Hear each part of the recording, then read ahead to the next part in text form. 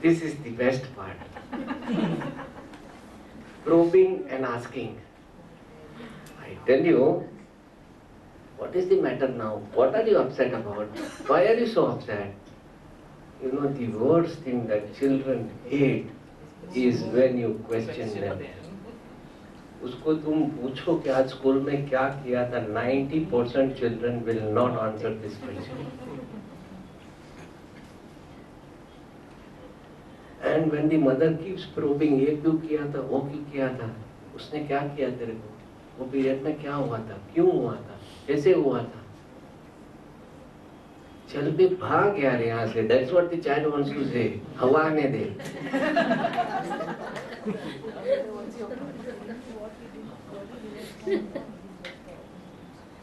The child is like saying, थोड़ा पतली गली से निकल जाओ.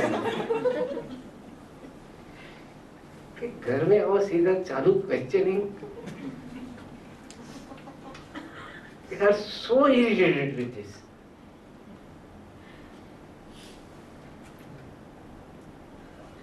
Asking mothers can drive the child mad. I just asked my little son, what did you do in school today? He said, Mama, what you didn't do at home, I did at school. I was stuck. I was like, what do I say? Smart reply, very smart. You should understand he is saying हवा आने दे. Say it politely. You create fear, you terrorize the child. Give examples of disasters that happen to others. You scare the child with painful examples. भूत आएगा, सरदार आएगा, चामुंडी आएगी.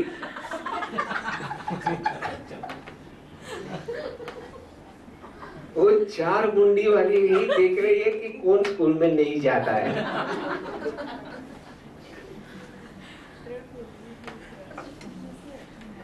It's amazing the kind of techniques the parents have, you know. ये सब मैंने मेरा patient से collect किया है. Observing, you know, for 30 years how they deal with this situation. There's a very bright chance with the way our life goes is so fast. There is so little time. मेरे को लगता है कि भगवान ने चाबी बहुत फास्ट कर दिया, घड़ी बहुत फास्ट चल रहा है. How many of you feel like this? कि everything is going very fast. I think this is a general feeling. ऐसा लगता ही नहीं है 24 घंटा है. So even if there are 24 hours by clock, believe me, human consciousness or there is some vibration, some frequency which is moving so fast. What was 24 hours is 16 hours now energetically. And in this fast moving this thing, it is just impossible to get on with anything. It's like moving so fast, before you know it's gone, you know. If you are just not able to hold time, it just goes away like this. So in these situations, it's so difficult when the child ends in a crisis. How the child is owning this problem and what is going to happen to him. You create a doom. You said, tell me, how will you survive without education? Are you going to watch bandis? Are you going to sell vada pav? Are you going to be a peon? You will perish, you will be finished. 4 दिन रास्ते पे जाके देखो. All these intense images you will give to your child. You will start interrogating. Most responses that a child sends a problem to you, I have a problem, and very often your response creates a major roadblock.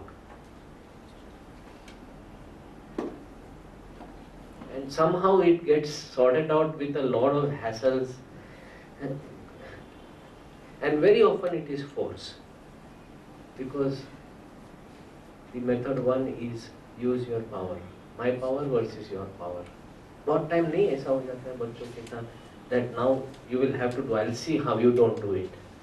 You get into this or not? I'll see now how you don't do it. And then it becomes my power versus your power. Yeah? That means one person will win and the other will lose. Maybe the child is very obstinate, then you will say, ठीक है, करने दो और क्या? But inside you will feel that you lost.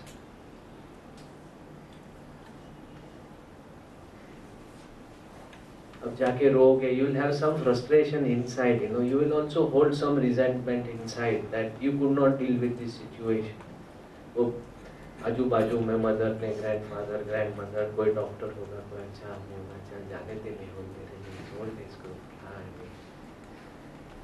okay Mehul gives it up but अंदर से you lost the power, you lost the game.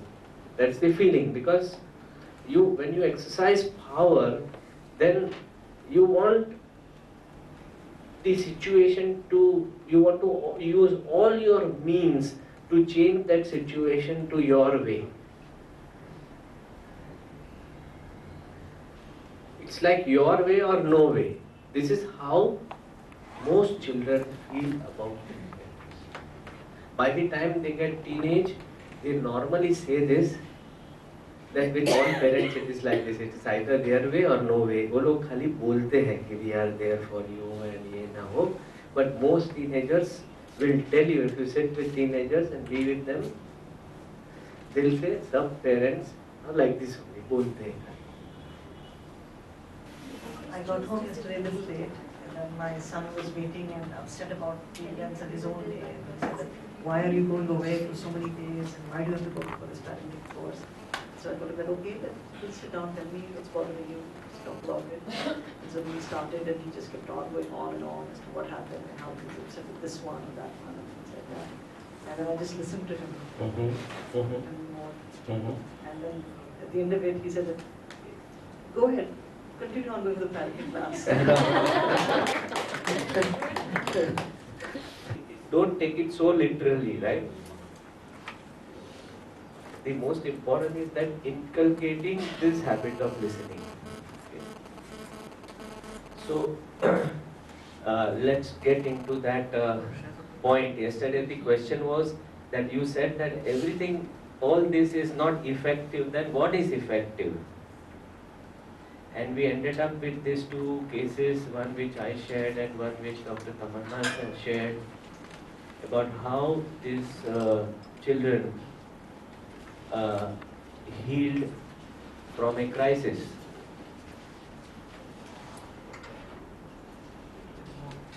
And the most important aspect when the child is in distress. When the child is in distress, what is most useful is listening. So what do you do when the parent has a problem? You immediately look at, when the parent owns the problem, you look at what this unacceptable behavior is evoking in you. What are you feeling?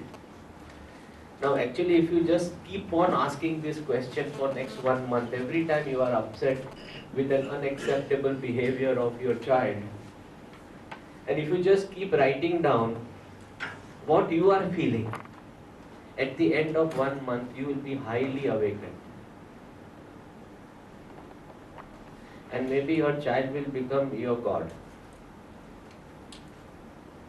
Because he will tell you everything about your own self. For that matter, anybody who is disturbing or any situation that is disturbing us, when we look into it a little deeply, we see what is our problem. So, we never know. Whatever child has to feel, he will form that kind of belief even when child is in the womb. Then when he is arrived on this planet, suppose the parent has, the father is not there, or mother is for some reason is under the anesthesia, the nurses are gone to wash-ups, the child will feel that I am all alone. There is nobody in this world to receive me. And this basic belief or feelings will be stored in child's subconscious mind. At that time, the child mind is very, very pure and sensitive. Everything happens or he feels is registered forever. It is very difficult to remove or undo these feelings. This passive aggressive happens on with whom on a person is dependent. Suppose a child is dependent on parents. Okay? So this child will have this passive aggressive behavior only with parents. Suppose it is between husband and wife. Suppose a wife is a passive aggressor, then she will behave like this only with the husband. With others she will be an angel. So many times they say, your child is an angel. When you are complaining, I can't believe it. But this happens only that one relationship on whom they are dependent. That is very significant. We must have trust and acceptance that we all are a pure soul. Then our many insecurities and fears will definitely go away. Everything happens out of our fear and insecurities. It's a big challenge, though it's not that easy the way I'm saying.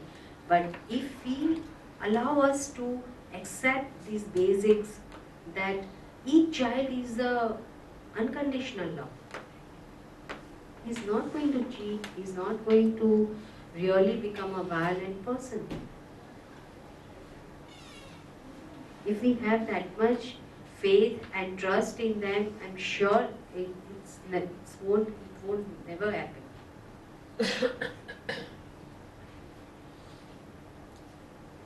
I think acknowledging them is the best effective way I have experienced and learned from Dr. Jayesh, surely, because he keeps telling that just acknowledge the good things.